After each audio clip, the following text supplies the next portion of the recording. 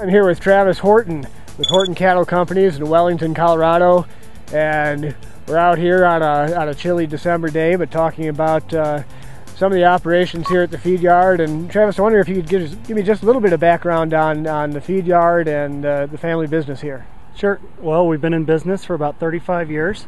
Got 3 yards here at the Wellington yard. We're pretty much research, custom, kind of got 3 or 4 different operations and farming. So a little more diversified up here. Currently we do pharmaceutical studies for pharmaceutical companies, anybody that wants to contract our services. We fill the rest of the pens with commercial cattle and just try to stay full and make a profit.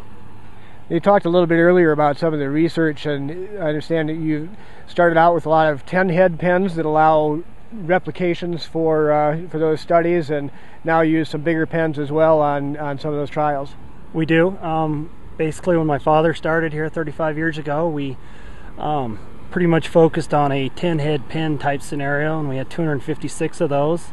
As times progressed, more of the pharmaceutical companies demanded or needed larger types pen studies to do marketing type studies, so we've removed a lot of the center gates of those 10-head pens and individual pens and made them 50-head pens. So now we can offer about 60 pens of 50-head style.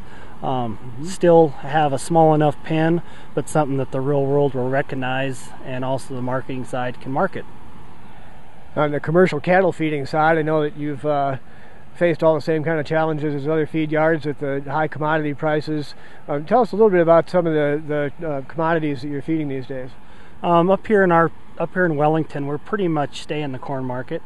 We do flake all our grains, so we have flake corn, commodities, ground corn stalks. Try to find any roughage that's not too dramatically overpriced, and some soybean meal to make up for.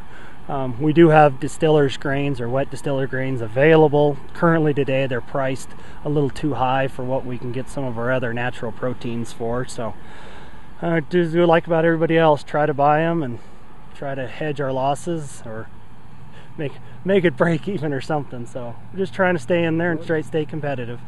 You said that here you really target a heavier animal, try to feed cattle kind of to their optimum size and weight, and while managing yield grades with some of the implants and the beta agonists.